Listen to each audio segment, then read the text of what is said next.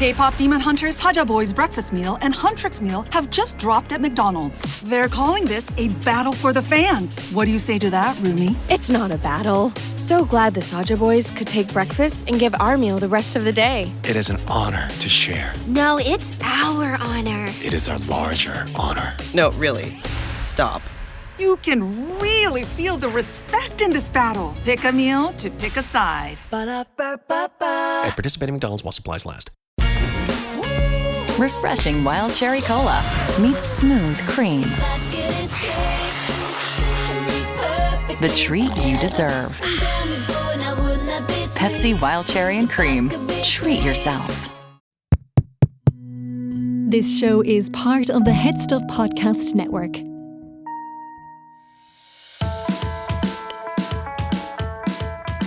Hi, I'm Niamh Kavanagh. And I'm Gearoid Farrelly. And you're listening to Agony Rants. Welcome, listener, to yet another Antipodean. That's what we said last time, wasn't it? Yeah, well, you know, if we haven't, we should have. I'm in Australia and Niamh is in Carrickfergus. That's what I was going to remind you. I was going to say You've already Dublin, forgotten me.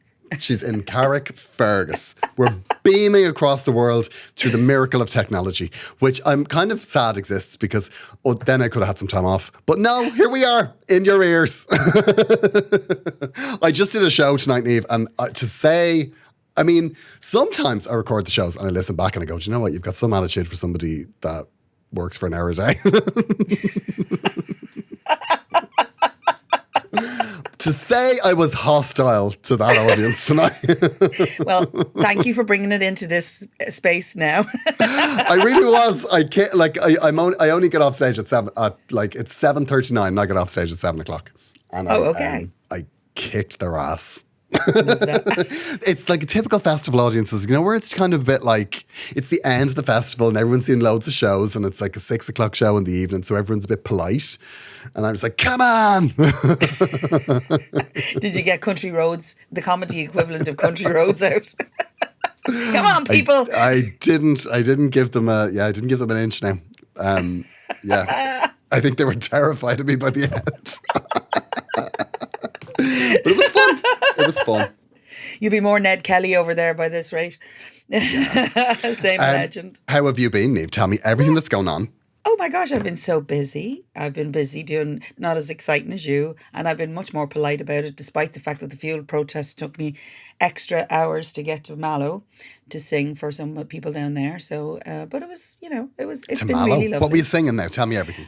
Well, this lovely couple that I've known for a long time finally decided to get married. And I don't sing at weddings very often, but it's lovely to sing for friends and families. And back in the day, when I went back to Eurovision 2010, Mike, one of the grooms, basically did me on the burn, as in, it's for you. The song It's For You, or should I say, mimed to It's For You in full feathers and drag on the burn. Back in 2010, that's how we became friends. So when they were getting married, when Mike and Evan were getting married, I decided it would be lovely to go and spend the time with them. So I sang for them. So it was really fun. What did you sing? Well, shocker. In your It's For eyes. You? It's For You. A couple of Eurovision. But I did, as their exit song for their ceremony, they wanted Only You. What we would call Yazoo. Yeah, but apparently it was Kylie Minogue's version with James Corden. So it was just Kylie Minogue. It's more piano based. It's really nice. Because Alison Moyet is coming back. Oh, she really is. She's doing a tour. She's doing the Olympia in Dublin. And I completely forgot about it. Have you booked But a I ticket? did say to the people at the Olympia, I was like, the way I'm playing here, can I get tickets for Alison Moyet? Are you doing a freebie thing? Alison needs the money. She does, yeah. Buy the ticket, you. So, tell me, you were recording as well. Oh, yes, I was recording with Tay. I had a phenomenal time. I was out in Maynooth. I've been a history project before, but I've never been a thesis project before. You recorded a CMAT song? I did. And I'm going to say I have nothing but absolute admiration for CMAT and how she can stay up on one register. It was right on my bridge. So I won't say as I was as wonderful as CMAT was at that bit, but... Send it to me. I want to hear it. Yeah, it's never happening. Niamh, come on. Because I spoke to Alison Spittle. I was like, Niamh Kavanagh is recording a CMAT song this week. And she was like, I'll tell CMAT. Because Alison is friends with CMAT. Yes, but I am not recording it to release it or anything. I was just doing it as a thesis thing. So, and it's not as I good know, as her. yeah, but I want to hear it, Niamh. It's not as good as her. That's the end of it. It was early in the morning, and I did a brilliant Stevie Nicks. I'm not going to lie. I did Landslide. Absolutely wrecked the house with that one. But then Stevie's in her 70s, so you're allowed to be a bit rough, you know? Yeah. That's amazing. Rough and ready. Niamh. Yeah, I know. And I just wanted to say a quick thing. I wanted to talk about something that I came across my feed on Instagram this week. And the only reason I'm going to say that is because you're going to love this, right? You know how I have declared myself a national treasure for quite a long time now, and how important it is to me that you embrace the national treasure situation. And people often joke about it, and it is a joke. Yeah. But I saw a clip with Jack Whitehall and his dad. And his dad had put on an application form that he was a national treasure. And there was a whole conversation about it, right? And I was loving this, right? And then at the end of it, Jack Whitehall said, "You're not so much a national treasure as a regional trinket." So I'm wondering if I need to be a regional trinket as opposed to a national treasure. No, you're a proper national treasure because you won it. Like, if you had done it like a few times and not won it. Oh. Do you know what I mean? If you'd just been like knocking around and everyone was just like, here she goes again. I did it a couple of times, didn't win one. But no, you won it. You did. You had the moment. You're forever in the history books, Niamh. If you were, who would be a regional trinket? I don't know. I think there would be certain RTE presenters that would be regional trinkets. I'm not getting drawn into this conversation because I'm Do you more know what I likely mean? to be sitting in front of them. Yeah, there'll be people, you know those people where you're like, oh God. Do you know who'd be a regional trinket? Who? Ronan Collins. Yes. Because you know the name, but you don't know what he does. And there's a decent proportion of people that think he's dead. Do you know what I mean? I saw him and I was like, I just think he's alive. I was like, this is wonderful. Don't say things like that. But I know it is. Come on. Like him, who else do you think is dead? Larry Gogan. Everyone always thinks he's dead. Because he is. Oh, that's very sad. Yeah. Maybe don't do that. I love Larry. Okay. Who else? Larry. Who else do we think is Martin Whelan dead? is a national treasure. Very much alive. And a national treasure. And a national treasure, yeah, 100%. Without a doubt. Derek Davis. Wow. That's a name I haven't heard for a long time. There's people listening to this podcast who don't even know who Derek is. I'd have to Google that. Should I? Let's have a look. Do you know what, Niamh? Let's bet. I would say I would be 70% certain that he's dead. You need to explain who Derek Davis is for the people. Derek Davis, okay, he hosted like something like The One Show. If The One Show had no budget and was filmed in a school hall. And it was in the afternoon, so it was Live at 3, it was called. It was called Live at 3. So it was like That's what it was Live called. at 3, and they used to bring in the local care home to sit in the audience. It was a lot of old people now. Yeah, so it was like Live at 3, and we used to call it Live at 3, Dead at 4. Anyway. So, do we do drum roll? Drum roll. Okay, you ready? So Derek Davis, he was from Bangor, Northern Ireland, lovely Okay. fella. Actually, he was a really nice fella, I have to say that, right? And it's very important. Oh, get on He with it, died May 13th, 2015. Yeah, a long time. He's dead 10 years. Okay. 11. Oh, right. Yeah. Okay.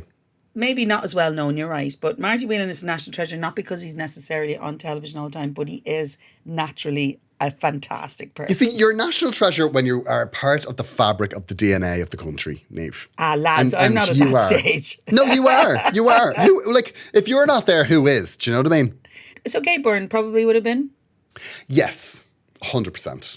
But now, I do think alive is important. oh, you have to be alive to be a national treasure. Okay. Yeah. So, when you're dead, you're just dead, right. famous Would Twink person. be a national treasure? She's... Yes, Twink would be would definitely have been considered. Depends on who you ask, but I'd say yeah. And on the day. yeah, I'd say yes. Listen, who knew this was going to become? But I'm loving the regional trinket though. We need to use that, and I'm gonna credit Jack Whitehall every time he says it because it's just hilarious. I'm going to be honest. I do think that Alan Carr had that first because he had a tour called Regional Trinket. Okay, so I don't care who was the original. It just made me guffaw. But I love the fact that my Instagram feed already acknowledges that I might be a national treasure because it wouldn't have given it to me without it. Of course. But Niamh, you are. You totally are. Now, speaking of national treasures, we need to talk about national treasures from the country, my adopted country, Australia. Okay. So, Okay. Alison Spittle arrived in Melbourne this week, right? Now, Alison Spittle was kind of jet lagged, and I don't care, really. So, I'm just... She was like, do you want to do something? I was like, don't care. And I was saying, like, well, do you want to go to the beach? We'll go to St. Kilda's, right, which is down by the beach in Melbourne. Now, I was just like, I just knew it was a tram to the beach, grand. So I met Alison Spittle and we met at the trams, and one of them said Melbourne Beach, and I was like, that must be it. So we hopped on, right? Now, we arrived at Melbourne Beach and it was just kind of dull. Oh. So we were kind of like, oh, we need to get out of here. We'll call a taxi and we go somewhere else. And then we had a little thought, Niamh. Given that we're in Melbourne, we thought, didn't.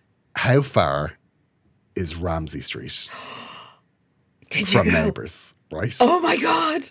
So we had a look, and we had a look in the map, and we were 19 kilometres away from Ramsey Street. So we were like, I think we're going to Ramsey Street. Yeah, you could walk that.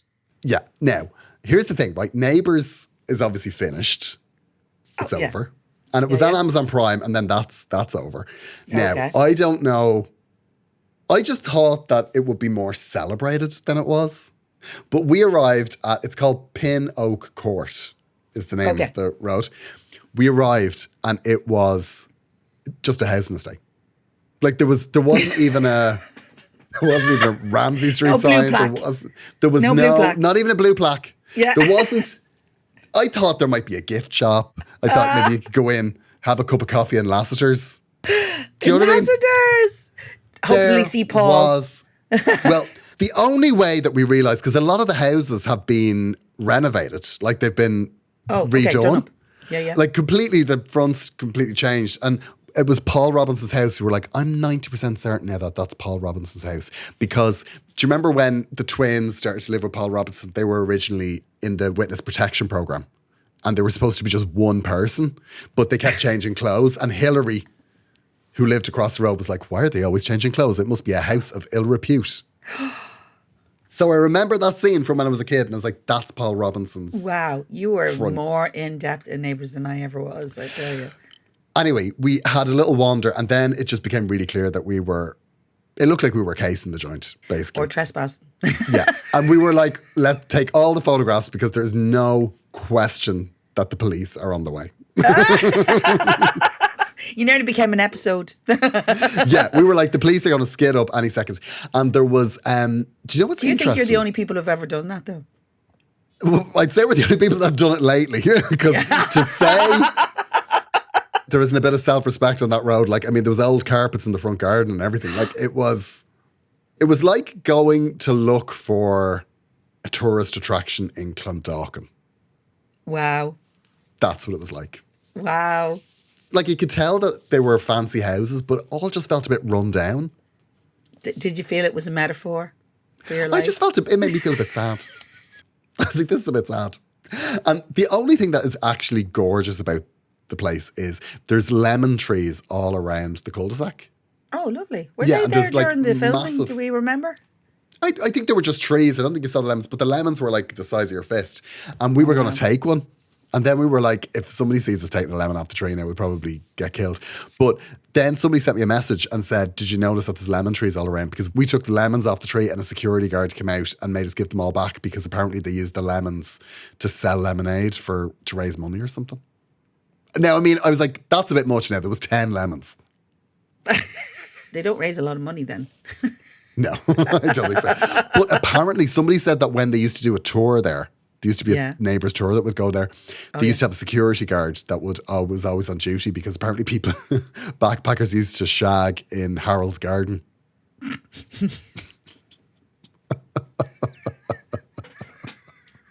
Well, Harold was iconic. Now there's a national treasure. It was really weird. I didn't see a single car.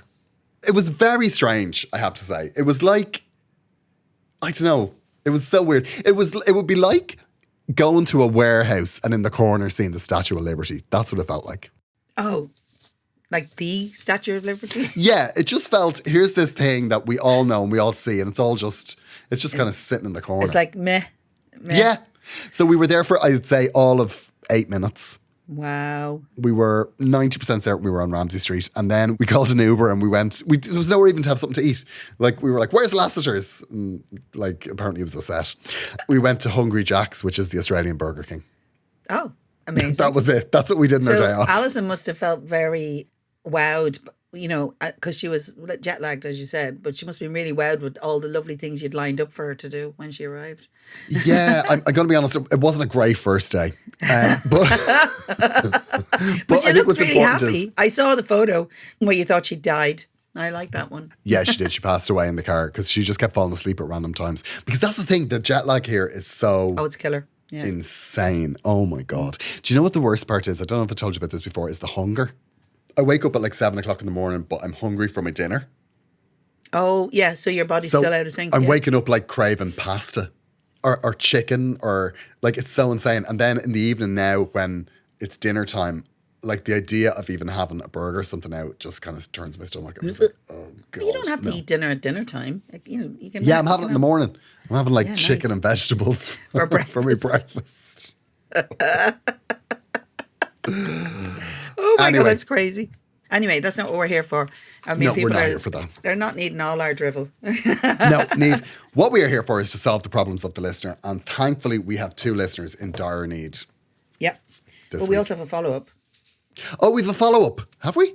Oh, we Yeah, do. you Yeah, I sent it forgot to about that. Oh, yeah, I did. Do you want to read the follow-up? Yes, I will. So, dear Niamh and Gearoid, quick update on our recycling problem. Oh, God. Gearoid, This was you the will be nerds. delighted to hear that it has taken a very dramatic turn. Okay. So, do you remember the story? I doubt it. I do. you remember this? Load of nerds in the house. One chief nerd getting annoyed about the recycling. Do you remember what we said? gosh. Remember what we said? Have a meeting. Oh, yeah, yeah. We should be nice. Yeah, be nice. Yeah, about yeah. her. Yeah, okay. We did take your advice and asked her for a definitive guide to recycling in our household. I don't think that was my advice. I think that was No, yours. it definitely wasn't. We had a very long house meeting about it, and she seemed content that we were sticking to the new system. Oh, God. It gets better. After I last wrote in, things came to a head. One of my housemates snapped over another note left beside the bins, and it turned into a full-on kitchen argument. Don't you love them? I love them. Oh, this, Come on. mean, if this one lived with me, she'd be found dead in one. Oh no, don't say that. People said they felt watched and on edge, and she said she was the only one who cared and that we were all being unfair. No one really backed down and it ended badly. Since then, she actually left the house and gone to stay with her parents, saying she feels like she's been bullied. Oh, put her in a Now burlap we're all sack and throw feeling- her in a river. Sometimes it's kinder. I'm glad to see that you're reacting in a very empathetic way here. Now we're all feeling a bit awful. None of us meant for it to go that far. We were just frustrated. Oh, my God. I know. The But I future don't of the think- world is actually screwed. I know. Like, these are the people that are going to be voting. We were just frustrated, but I don't think anyone thought she'd leave. No, but it gets better. Wait till you hear this. The house is very quiet now, and ironically, the recycling is perfect. But there's also a big sense that something has gone wrong. To be fair, they don't know the recycling is perfect because there's no one Nobody's there to tell telling them it's wrong. Look, there's an awful lot to be said for ignorance. I know. Then Neil says, did we handle this badly? Should we reach out and apologise, even if we feel our point was valid? Or is this something she needs to cool off from? Neil. Okay, here's the problem. Around the late 80s, there was heavy marketing and messaging around stopping slapping children. It's one of the worst things that has happened to the human race. Gearoid. This is a kid that just hasn't been told no, just hasn't met enough resistance in her life. No, you should not reach out. No. This was somebody that tormented you, made your life miserable. She has finally snapped because somebody spoke up. Called her on her And she's gone. stuff.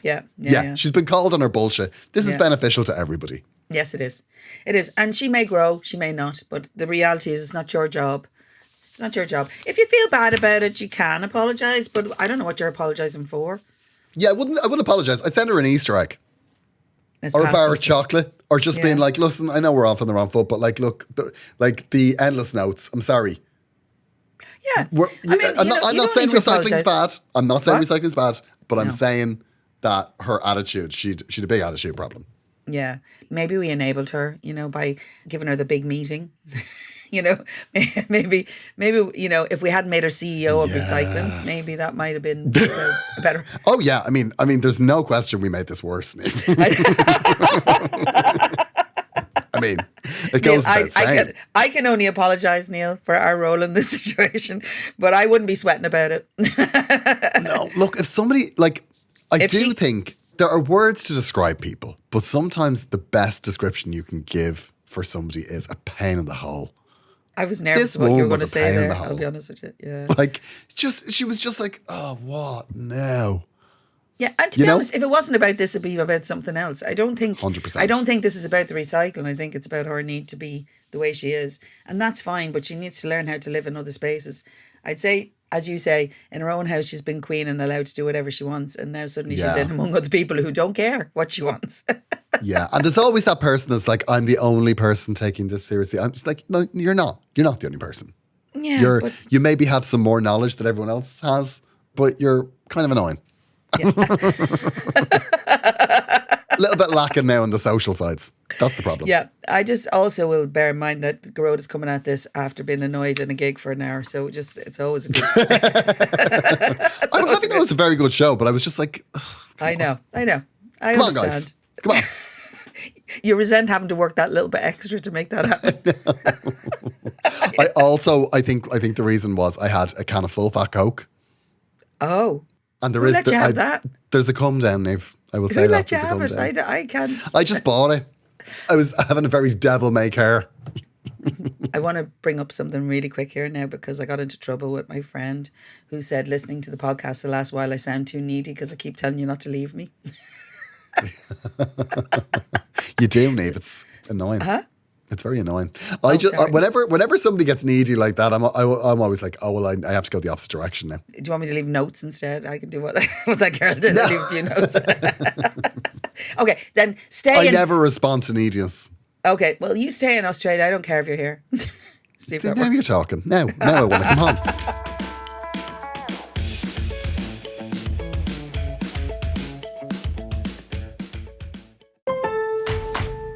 If you've got spring fever, Lowe's has the cure. During Springfest, make your landscape stand out with 3 free bags of Miracle-Gro 3/4 cubic foot garden soil when you buy 3. Plus, get up to 40% off select major appliances to keep clothes, food, and dishes fresh all season long. Our best lineup is here at Lowe's. Valid through 4/22 while supplies last. Selection varies by location. See Lowe's.com for details. Soil offer excludes Alaska and Hawaii. You can't reason with the sun. Trust us, we've tried. This summer, it's time to put that angry ball of fire on mute. Columbia's Omni-Shade technology is engineered to protect you from the sun's harsh rays that can burn and damage your skin. The sun is relentless, but so is our gear. Level up your summer at Columbia.com to spend more time outside and less time slathering on aloe lotion. You're welcome. Columbia, engineered for whatever.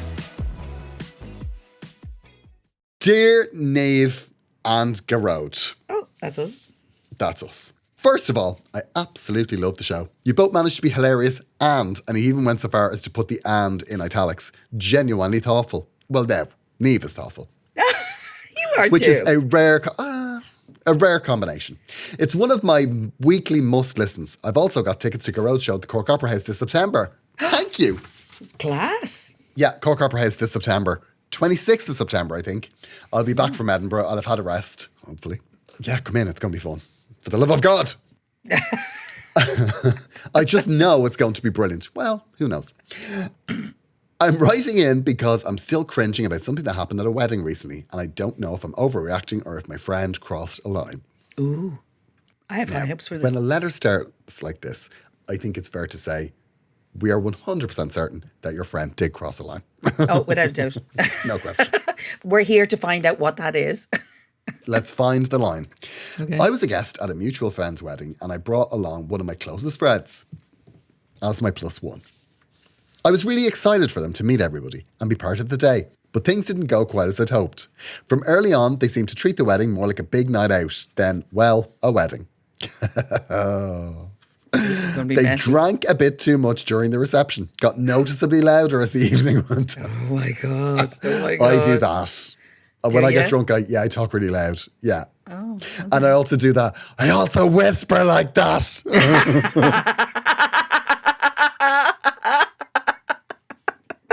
And Why did I not know that about you? Yeah, no, I do. I whisper really loud.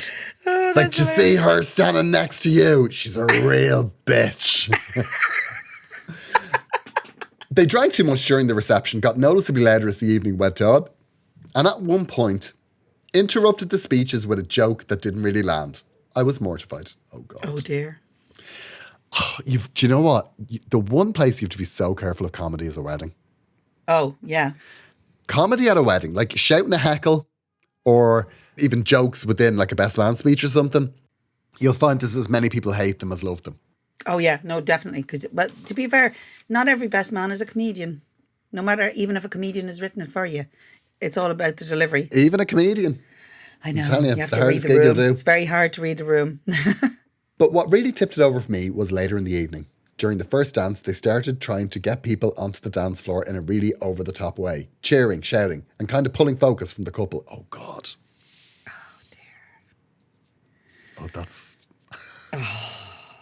I could see a few guests looking uncomfortable and I felt awful because I was the one who brought them. Oh, okay. Well, you're technically responsible, all right? Not?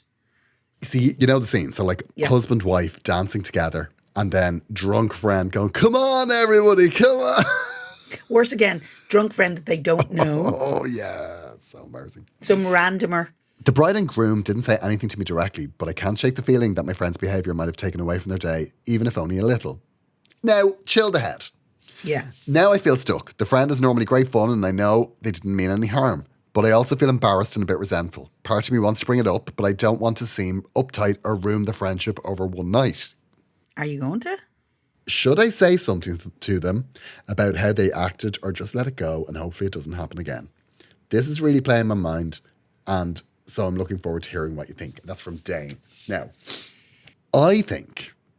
Well, no, what do you think, Niamh? I read this. Now, lots of things I think in this situation. First of all, don't say nothing and hope it doesn't turn out the same because quite frankly, that person, without a doubt, is going to do that again. And then maybe they did it because they were nervous in a new environment. You know how that is. Sometimes you go in somewhere and you don't know anybody and you lose the run of yourself. Some people just do that. But actually, this is a person who's a hot mess who doesn't care about how they reacted. And if you don't pull them up on that, every time you do something with them, their likelihood is they're going to embarrass you.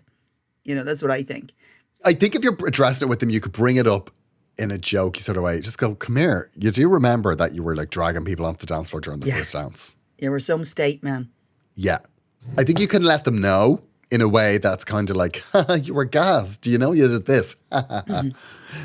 Because I think in situations like that, people are always going to be a bit sensitive. They're always going to be a bit embarrassed. Well, only if they actually are aware that what they did was inappropriate. You know, some people, that just might be their setting. Maybe you've never seen them in that environment before. Well, there's nothing more annoying than somebody that's like, I'm super fun. Everybody else, I'm just trying to make everybody else as much crack as me. I'm allergic to that now. I know. I'm just like, here, good luck. I'm out now. And also, people that think they're crack, guess what? You're usually not. You're usually 90% annoying. You're very harsh today. I'm not going to lie. No, they are. You're like, when you're at, so it was like, come on, everybody, come on. Come on, what are you doing? Standing there, it's like, okay. Yeah, we're doing this. That's literally my job on stage. No, but you're a performer. Come on, everybody. But when you're in a conversation, having a conversation with somebody and then somebody's like, no, come on, we're all going to do rock the boat. Come on. And you're like, okay. Please. Yeah, okay, come on. You rock it over there. Yeah, you go on, rock that boat over there. And if anybody needs you, we'll know where to find you. Yeah. I mean, what would you do in this situation? Oh, at the thing, I'd be like, get your coat, you're done. Yeah, I know. It wouldn't have gone past that with me. They'd have been in the car. Yeah, I'd have been like, come on, time to go. I'd have locked them in the car.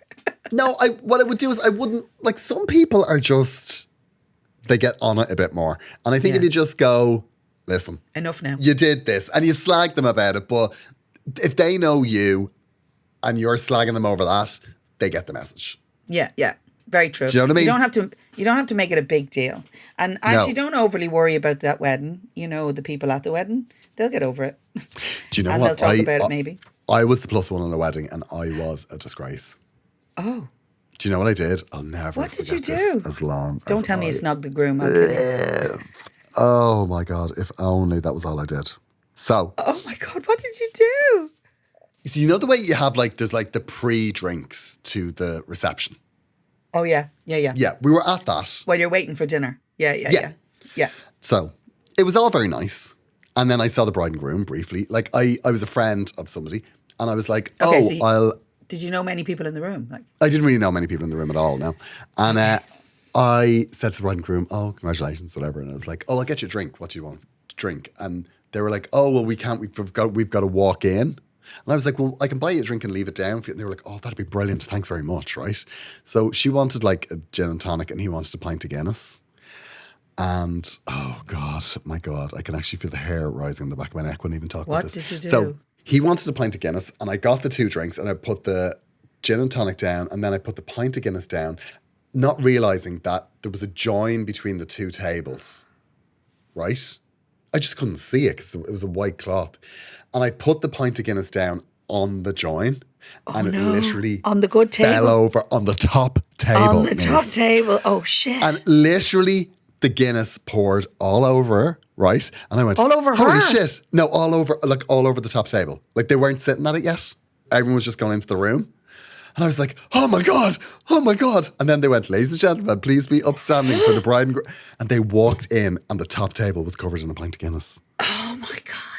I will never forget as long as I live. I know, it's horrendous. It's awful. It's an accident though. But it was an accident.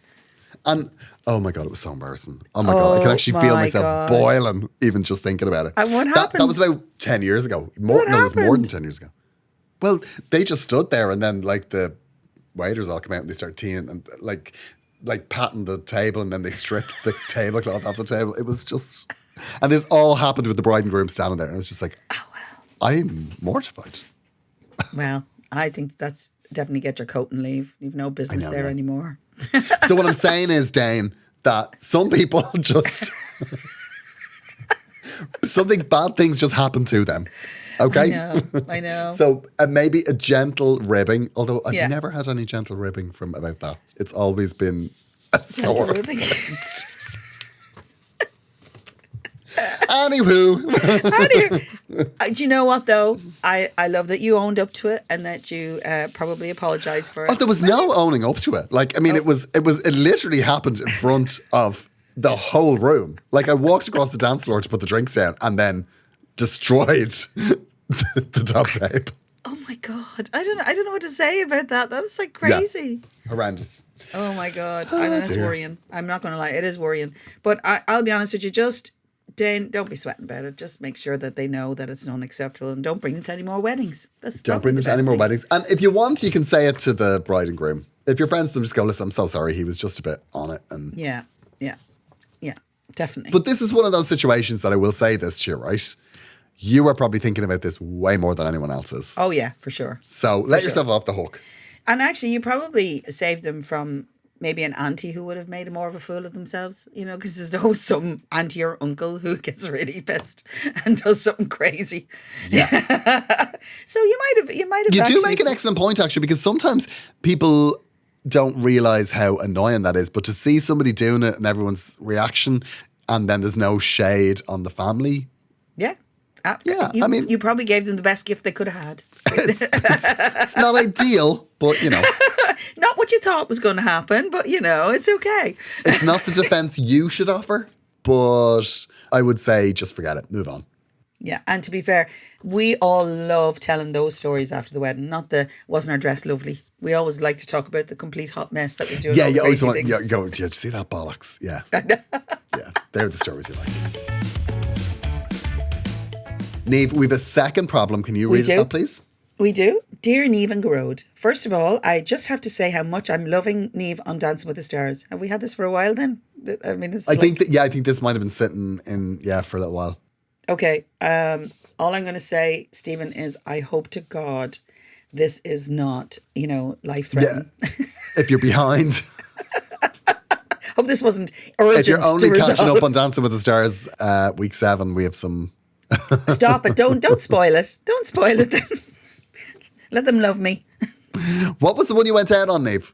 As in, it was week 7, yeah. Not week 8 like you. What was your dance? Oh, the tango. The tango. What did you go out on? Charleston. There you go. Okay. Did you do a Charleston? No. No. Charleston, I liked the Charleston, but God, it was hard. No, yeah, it would be. It was hard. And my God, Stephen Vincent, when he switches it on in the Charleston, it was like, good God. Oh, he switches it on all the time. He used to talk about Sunday Niamh. You want to see Sunday Stephen? Sunday Stephen was like, whoa. Whoa. Woohoo! Anyway, oh God, this is Stephen. Maybe this is Stephen writing in. Let's see. Anyway, it's different spelling. It's fine.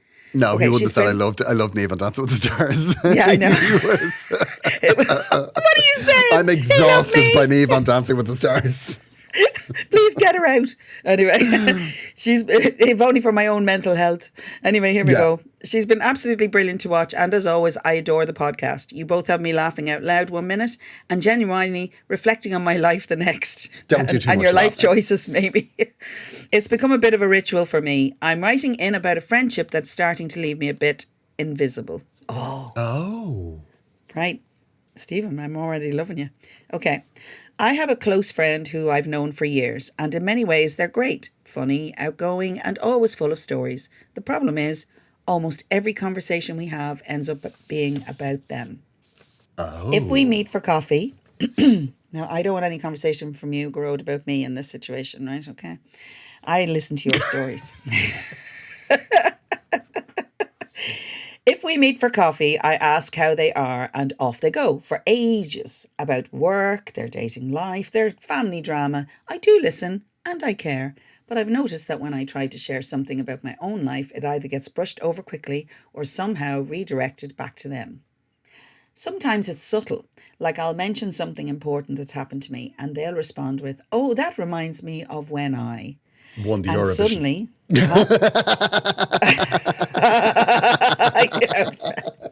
Old fecker. But to be fair, you usually come back with, you remember the one you didn't win. So In fairness, yeah. Which one was that, Niamh? yeah, move away. And suddenly we're back onto their life again. Other times they don't ask me anything at all. It's gotten to the point where I leave our catch-ups feeling oddly drained and a bit unimportant. Even though I know they don't mean to make me feel that way.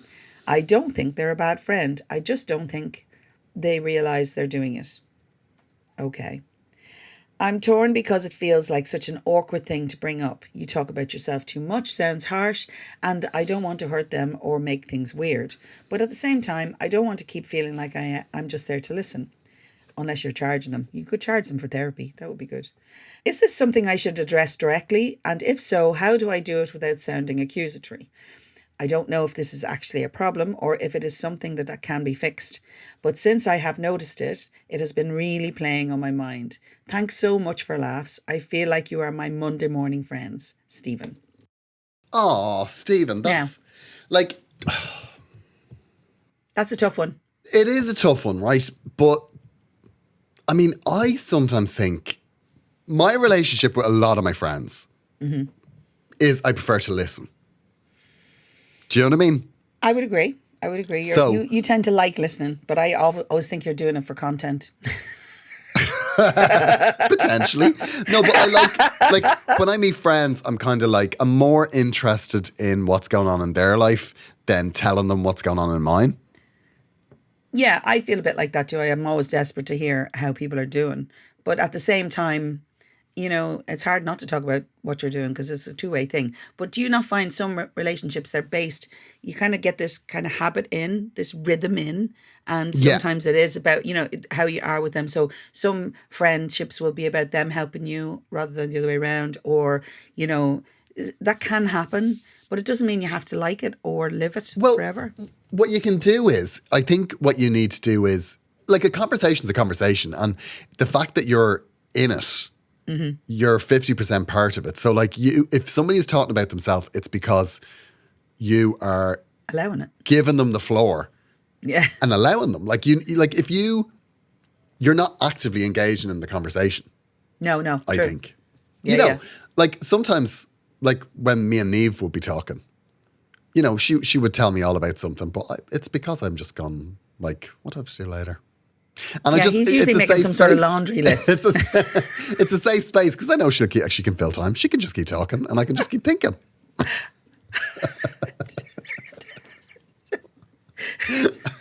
That's why our friendship works. I never thought that doing other people's problems would test our friendship every single And do you know day. what I will say as well? Fair play to Niamh, she'll never ask a follow-up question. That's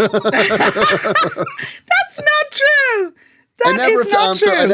I never have to like talk about what she just said. It's we've a dynamic. We've established a dynamic that works, Niamh. Now, I think that when you have somebody that just constantly talks about themselves, Yeah. I think that is because you allow it or you want it. Do you know what I mean? Yeah, it is a habit that you've got into. Yeah. You're not. Why do you not want to talk about your own life? Yeah. I mean, sometimes I don't want to talk about my own life because it's just so boring.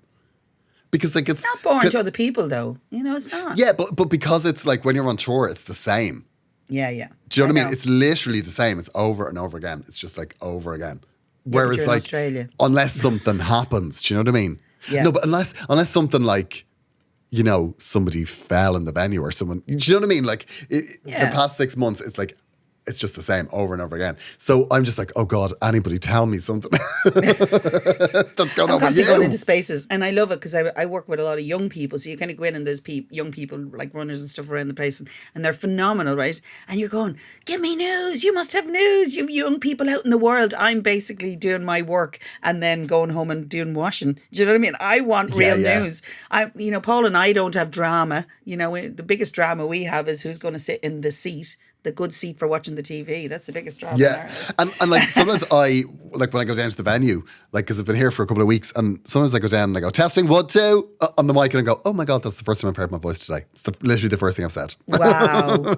Wow. Yeah. If somebody was writing in with that problem, let me tell you, Gearoid, we will be telling you to get out more. I know, but it's just like, so then sometimes you meet somebody like with Alison. Alison arrived and everyone was like, oh, yeah. What's going on in the real world? Yeah, yeah, you have news. Yeah.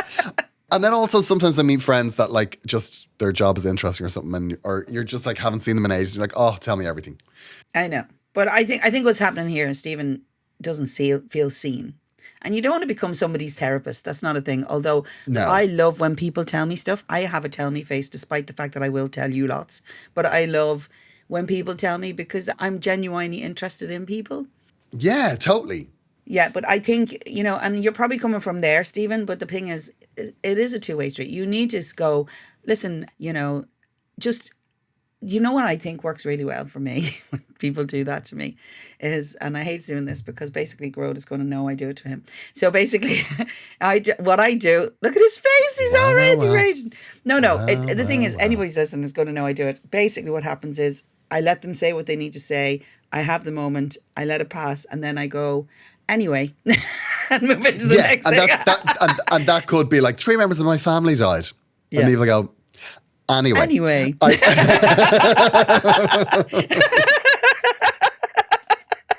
Now, I've never done that for 3 people that my family died. Not that it's ever been said. But anyway, yeah, but it's really about you doing the reset. So you've got to do that. You've got to do the reset. You've got to say. And also, you can't just go, come here.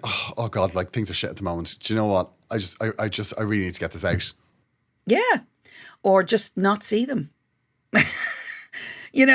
Or find different friends who are interested in what you're saying. That's what I just. Like, it's all right if you've like poured your heart out about something and then they start to talk about themselves. It's all right to go, oh, it's back to you, is it? Yeah. It's okay to like go, because if you're friends, they should be able to take that. They should be able to take that in the manner that it is. Did you not just hear what I said there? Like, my life is in ruins. Would you ever? One of the most embarrassing things that ever happened to me was there was something, oh God. And this, I was in the other person's position here, right? So, a few years ago, I was having this, like, I wouldn't say it's a crisis, but it was just like a thing had happened. I was like, shit, what am I going to do? Oh, okay. It was one of those. Crisis to you. Yeah, it was one of those where you're like, it's not a real crisis. Like, oh, what do I do? Should I say something? Should I not say something? It was just going on, right? And I was like, okay. I don't know what to do. Right. And then my friend Alan, Right. he rang me in the middle of that crisis. And I was like, oh my God, I'm so glad that you've rang me because this is what's going on, blah, blah, blah, blah, blah, blah, blah, blah, blah. And I just poured all of this out. What did you do? And then I noticed he looked a bit quiet and a little bit annoyed. And I was like, uh-oh, what's going on? And he was like, are you finished? It's just because we're here and we're just FaceTiming you to say we got engaged. You ruined their moment. Yeah, they were all sitting there with balloons and everything, and it was all like, we got engaged. And I was like, oh my God, thank God you're wrong. This is what's going on. Blah, blah, blah, blah, blah. That's perfectly, anyway. Anyway. So embarrassed. But also, the thing about it is that when you don't let somebody speak, I don't think anyone ever does that intentionally. That's just the dynamic of your friendship. Your friendship is that you listen. When I see friends, particularly if I don't see them that often, I'm like, oh, tell me everything. I just want to listen and soak it all up, and I'm delighted because I love my friends. But then if I have something, I normally have to go, well, I want to talk about this. I need to actively go, because I'm the listener. I need to actively go. I totally get that. Yeah, definitely. I mean, and I think the problem is that it's a learned behaviour over time in a relationship. Definitely. Stephen, I think, is probably a listener that doesn't realise he's a listener, and he needs to learn to manage it. Yeah. So don't stop listening, but maybe encourage listening in on somebody else. Also, listeners can be easily bored as well. Sometimes a listener is just like somebody that's just bored by the people he's around. Wow. Niamh is taking all of this super personally. I'm making notes. But you're the one who said you're the one who listens to your friends. All of your friends are listening to this going, no, how often is Gearoid bored? No, but when I talk to my friends, I quite enjoy the minutiae of their lives. Of course you do. You know what I mean? Of course you do. I was coming home from my gig tonight, was walking back here, and my friend Ben messaged me yesterday to say that he'd got a parking fine because he's just got a new car and he put his old reg he didn't update his parking app, so he paid with his old reg and then got a parking fine because it was the new reg, so he'd appealed it. And I was like, ooh, I wonder how Ben got on with his parking fine. That's an interesting one. No, but just because you get like... Yeah, and it would be wrong to say that people are completely listening to every single word everybody says. Right? We all do it. Because sometimes people talk zone so out. much that it just would be impossible, Niamh. I know. I know the challenges I bring to my friendships. It's fortunately, it's greatly outweighed by the joy. But honestly, person of the day. It's just exhausting. When are you coming back from Australia? I'm back on the 5th. Yeah, okay. It's a long way away, Niamh. It is a long way away, but you're going to do lovely things, so we're not going to talk about that. Listen, Stephen, I don't think you should stress. I think you should just either apply the anyway rule or just basically ask, listen, is there any chance you could just give me 5 minutes here to say what I need to say? And the thing about it is, you could be making these people into this. Yeah. Oh, God. Do you know what I mean? But there's a little unfair, Gearoid, because I mean, don't make them feel bad about it. Do you know what I mean? No, but if you were somebody that hangs it is the habit back, you get in. Yeah. Like, you can't be upset with somebody for filling the silence. I know. Don't wait your turn. Yeah. You could also, maybe a dramatic entrance. Do you know what I mean? Sit down at the table and go, oh, you'll never guess what's going on. Yeah. I'm sick of this now. You know, like he says to you, or they say to you, oh, that reminds me of the time I... Yeah? Yeah. So the second they start telling you should say, oh, that reminds me of the time I... And also, don't be afraid to throw a bit of dead eyes. Do you know what I mean? Like, if a story is boring... Oh, yeah, like... When somebody starts this, I have a friend in work, I'm like, I'm out now, ding, ding. Take your phone out. Take your phone out and look at it. No. That's very distracting. I don't want to know a story about somebody I haven't met. I don't care. Like, if it's your relative, something going on with your relative, grand. But there's a woman that works with me who has a sister. I'm like, no, story is totally unnecessary. Absolutely not. I get so offended. Like, why? I get so offended when I'm hearing stories about people I don't know. I'm just like, why am I listening to stories about this bitch? Yeah, but what if it's a really good story, Gearoid? I have FOMO about stuff like that. Proper salacious. But like, this woman I work with who's arguing about her crash phase, I'm just like, Okay. I'm sorry. Yeah, no. No. This is not the page turner you've been led to believe it is. I know, but then maybe she's, arguing about her creche fees and then sleeping with your woman's husband to get back at her. It could be that. Yeah, listen, I don't mind a bit of drama. But the life admin of somebody I haven't met is not a conversation I want to have.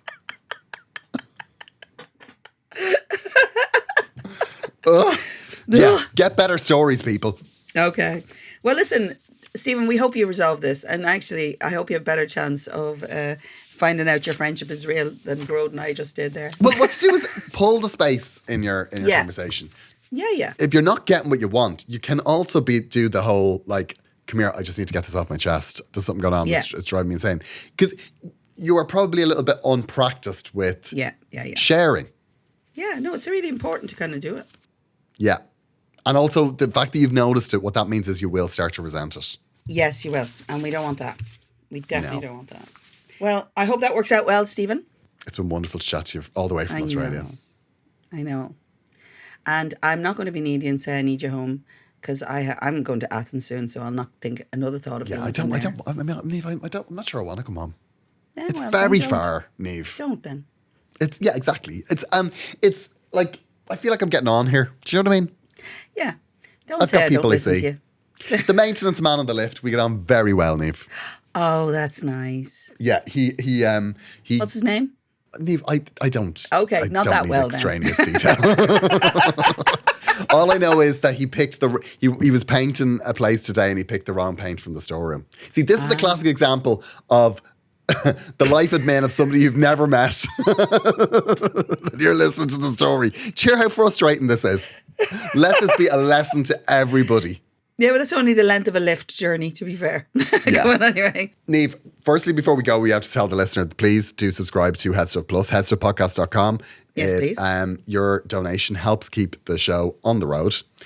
And we will be changing up our bonus content when we come home. I've had an idea. I want to talk to you about that. Oh, I'm very excited about the new idea. Bonus content. Yeah, so we've one more vintage to do. Yes. It's probably going to be the last one, I'd say. I think so. Probably, it's a shame it's not better. Possibly one more. Now, Niamh, it's absolutely It'll be amazing. It'll be amazing. Subscribe to hear it. Yeah. Also, I'm on tour. All information is on GearoidFriday.com, but I will be on tour from September. I'll be in the Olympia in Dublin, Cork Opera House, Glór in Ennis, Mandela Hall in Belfast, Theatre Royal in Waterford, all around the country. And I would love if you would come to see me. Yes. Please do. Tickets are on sale. It's called No Pressure. No pressure, but buy the tickets. No pressure. Which very misleading. Very misleading. A lot of big rooms, huge pressure. So please come. Yeah, GearoidFriday.com. Although a lot of venues are selling out. There's a couple of preview shows in June. They're all sold out. Amazing. So GearoidFriday.com is where you find the tickets. And we will chat to you on the free feed on Thursday, but on the main feed next week. Yes, very excited. And Thursday's not a free feed. It don't matter what they say. Yeah, Thursday is paid for. Anything to add, Niamh? No, except I love you. And Niamh, I hope you stay in Australia if that makes you come home. I'm staying. I'm not coming home. I know, you say that. Come here. I met your friend's daughter. Yes, Jodie. Yeah. Amazing. I don't mean to break hearts here. She ain't ever leaving here. I know. No, we know. She's, we know. She is. Jodie is the face of assimilated. She ain't ever coming home. You know, I'm going to have to go and mend my friend's broken heart. Now She's having a good time. She is having the best time. Well, we hope you have a good time. Enjoy your week, and we'll chat to you next week. Bye-bye. Bye.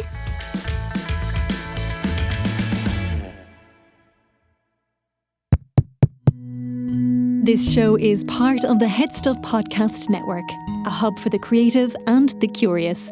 Shows are produced in association with Headstuff and the Podcast Studios Dublin.